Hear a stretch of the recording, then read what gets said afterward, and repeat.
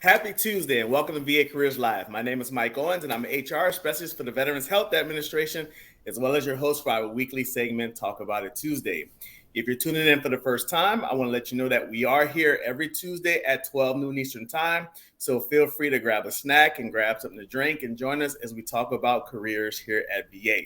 Now, whether you're tuning in for the first time or you've been with us for the last 2.5 years, I want to let you know that we want you to be part of the conversation. So feel free to leave any questions and comments in the comment section below. Our team and I will go through those comments and questions throughout the day and throughout the week to make sure all questions are answered and all comments are addressed. And also, we want you to be we want you to share our broadcast. I'm sorry. We know everyone, we all know someone who wants to work here at VA, so we want you to share our broadcast. So we ask that you please click the share button and use our hashtag that's associated with this broadcast. That's hashtag work at VA. Again, hashtag work at VA. And you can also use hashtag VA careers. And so we can get this information out to as many people as possible. So with that, I hope you all had a good Thanksgiving last week, and I'm excited to get into our episode for today. One of my favorite parts about doing this broadcast is being able to talk to my fellow VA workers about their hiring process here when they came onto the VA, and also their job here at the VA, the different places that they work at throughout VA, and just the favorite things about working here at VA. And so today I have a special guest. My special guest started working at the VA back in 2013 as a social worker at the Springfield Vet Center. A few years later, he moved to Yuma, Arizona to serve as the director of the Yuma Vet Center. And now he serves as the director of the Vet Center out in Las Vegas. What a lucky place to live. Also, our guest is an Army veteran. He served 4 years active duty in the Army in the 1st Battalion, 75th Ranger Regiment. If we're lucky, we'll get him. Maybe he'll have some secrets he can tell us about the 1st 75th. Then he transferred into the Army National Guard in 2006, worked there in a few different states, and he currently is a captain in the Army National Guard, serving as a behavioral health officer. So without further ado, I want to introduce to you all Mr. Joseph Lasky. How are you, sir? Hello. Thanks for having me. I look forward to discussing all the things you mentioned and anything else you may have questions about. Awesome. So again, thank you for being here, and we will go into our interview. So first question I have to you today, Mr. Lasky, is what first encouraged you to apply for a career at VA? I got out of the Army in 2006 and I transferred into the Guard. And, I think like a lot of veterans, I didn't take my transitioning classes very seriously. I checked the box and got through them as quickly as possible until I could, race to that DD 214. I always like to say, I got out to go to college, and when I got out, it was February, and college doesn't start in February. So I found myself kind of looking for places to go and things to do, and for the next 4 or 5 months until I could start college. And that led me to the VA, where, I started my healthcare and I started going through programs. And it also led me to some other offices and programs. And I realized that, transitioning veterans, could really benefit from a little more peer-to-peer guidance in this process, because what I found out is that there's a lot of people out there working in a lot of different government agencies outside of maybe the federal VA who care and want to do a good thing, but their experiences with veterans and their understanding of, the transition process is very limited because they haven't served themselves. And, a lot of times what you find is you're having very stereotypical conversations with people and being treated as kind of a 1 + 1 = 2 thing. What I found out was that you're a combat veteran, you served with the Rangers, therefore you need to file for disability and file for unemployment and do this, this, and this. And I was just like, okay, I mean, that's definitely possibilities, I guess, but I also kind of want to work and I want to go to college and I want to do other stuff. And, and I felt like I wasn't listened to. And so it really kind of was one of those things where, I recognized those people were doing that job. And if they were doing it, then I wanted to try to get involved and try to do it better. Right. That's awesome. It's always a good thing to want to come to VA and not just to come and be part of the crowd, but to kind of make that position that you're that position that you're coming into, kind of make it better and kind of enhance it. So, we appreciate that. And again, we thank you for your service.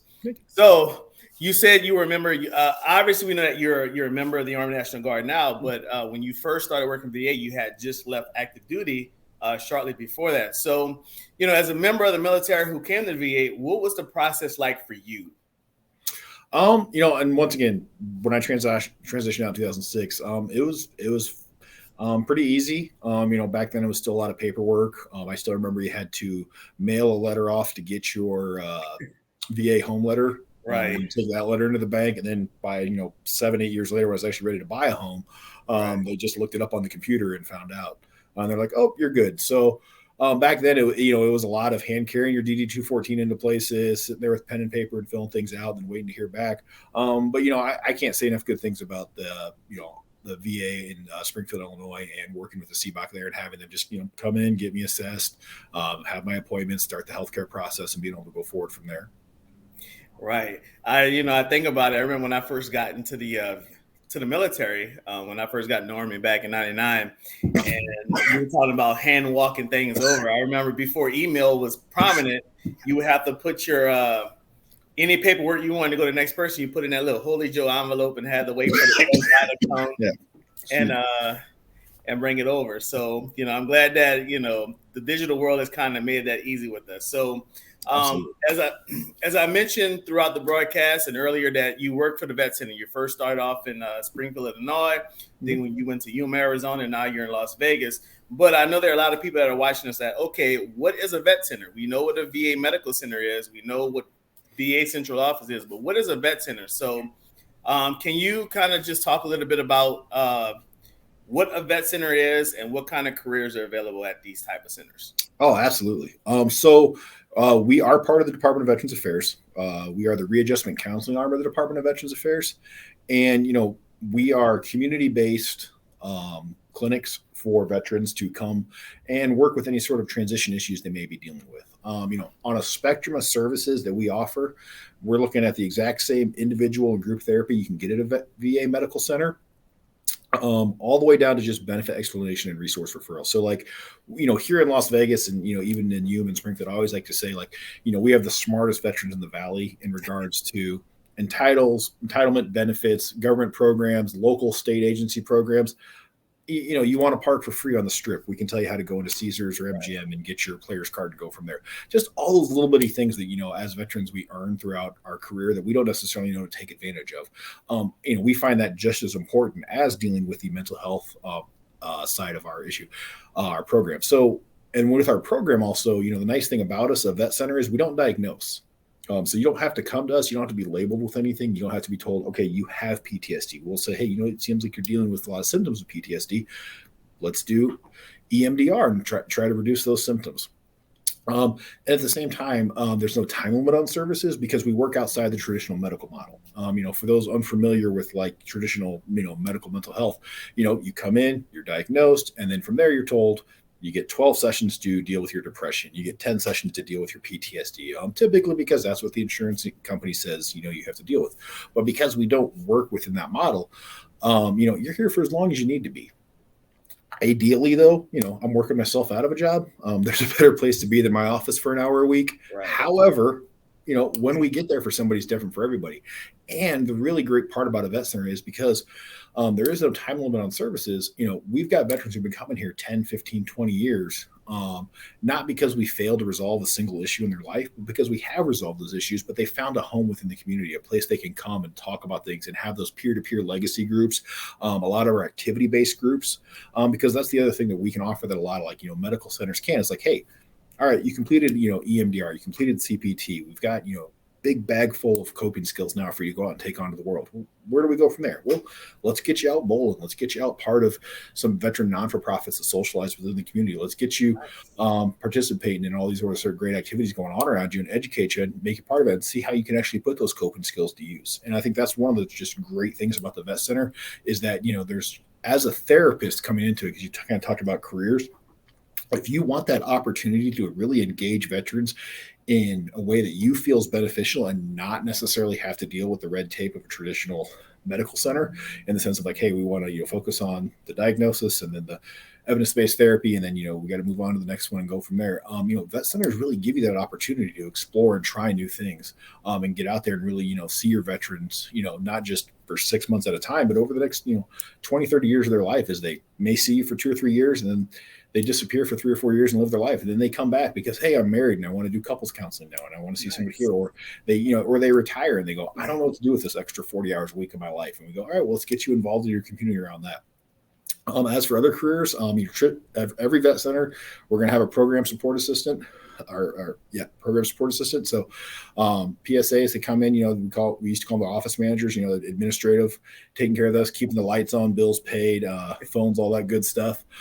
We also have an outreach person at every vet center, so a veterans outreach program specialist, and another great job that you're basically just out in the community. Hey, we want you out talking to veterans, educate them on our services, and also getting educated on what programs are available for us. And then depending on the size of the area and how many things, we're going to have psychologists, licensed marriage and family therapists, licensed professional counselors, or social workers working as clinicians along with a director. So your average vet centers, average between probably 4 to 7 members per team. And we're located in all 50 U.S. states and U.S. territories. So wherever veterans are, wherever people may be looking to try to work with a vet center, there is a vet center somewhere nearby them. That's awesome. And after that answer, I know we have a lot of veterans that are watching. So I know outside of just wanting to apply to work at a vet center, I know you're going to have a lot of people that are going to now go and visit the different vet centers across the country. So we thank you for that answer. And we thank you for that information that you just gave out to a lot of people. I know it's useful for a lot of people that are watching us today. So my next question is okay, this is a program where we have a lot of people that are interested in working for the VA. They're watching us and they want the latest and greatest information, the latest and greatest advice. So with that being said, what advice would you give to someone looking to work at VA? Definitely be proactive with your HR department when applying. I go down to the point of like, if a job's open for 10 days, I want to make sure my application and everything's submitted within 5 days. Right. Then I'm going to give it about another 48 hours, and I'm going to actually call that HR rep listed on the thing and just go, hey, can you look over my packet and make sure I submitted everything correctly, or I wasn't missing anything? And I think that's one of those things where, really want to check that box to make sure, because the last thing you want to find out is that you weren't eligible for a job because you didn't sign a form correctly. Exactly. When I actually came up here, I did the same thing I always do. I called and they were like, well, you didn't put your driver's license in. And I went, I didn't know I needed my driver's license, but I had 3 days to fix it. So I went ahead and put it in there. Or they'll look at your resume and say like, hey, you need to have this on here. They won't grade it. They're not saying, hey, yes, you're going to move forward. They're just saying, here's the minimum requirements. You either met these and yes, your packet will be looked at, or you're going to be dismissed before we even get a chance to evaluate it. Right. And then, the second thing is on that resume, because understanding that, like, I'm a hiring manager myself. So, when anybody comes into our vet center, I get it after HR, but you have to get past HR first. And so I always say, like, and just making something up here, like, must have experience feeding, bathing, and washing hippopotamuses. I don't know where that job is in the VA, but if it is, your resume must say in more or less those terms, I have X amount of years, time, energy, effort spent feeding, washing, and bathing hippopotamuses. Because that HR person isn't, the social worker who's doing the hiring. I can read between the lines on a resume. I can see where, what things actually mean and go from there. But for that, when that resume is going to be in front of that HR person, you want to make sure everything in your resume is spelled out to that detail for somebody who's reading it and just trying to compare. This is what the job description says. This is what your resume says, and going from there. Awesome. Now I'm waiting for that one person that's going to comment that says, you know what? I have experience washing baby hippopotamuses. So, everyone that's watching comes from a different background. So my last question for you today, and one of my favorite questions, because everyone has a different answer, and it's always good it's just nice to know what people think about this. So what would you say is your absolute favorite thing about working here at VA? It's honestly, it's when that client's done coming to see me, and I hear from them 3, 6, 9 months later, or maybe a few years later, and you find out that what you talked about and what they did is working for them, and they're on their own. People save their own lives. People make their own gym results. Like as a therapist, I'm an hour a week of somebody's life. But they're the ones actually out there making the changes. They're the ones actually putting the things we talk about into their daily routines and seeing that positive growth. And when you get to hear about that, when you get to see that person, a few months or even a few years down the line, and they thank you and what the vet center was able to do for them in that time when they needed you, it just makes everything worth it. Right. And keeps you, kind of refills the battery and keeps you ready get you going for that next day. Awesome. So thank you for that. So first, that's all the questions we have for you today. But first, I want to just thank you. I know you're busy. It's a lot of work running a vet center. So I want to thank you personally on behalf of the team for taking time out your schedule to join us today. So thank you for that. I appreciate it. Thank you. And for anyone that's watching, if you caught the middle of the broadcast or you came on towards the end, I'm talking to Mr. Joseph Lasky. He runs the vet center out in Las Vegas. He had a lot of good information about the vet center and the different careers there and just his journey on coming on to the VA. So as always, we'll keep this information up, come back to our LinkedIn page later, and we'll have this information up and you can watch this interview in this full entirety. So with that, again, I hope everyone had a great Thanksgiving week. And again, if it's Tuesday, we're going to talk about it. And with that, have a great day.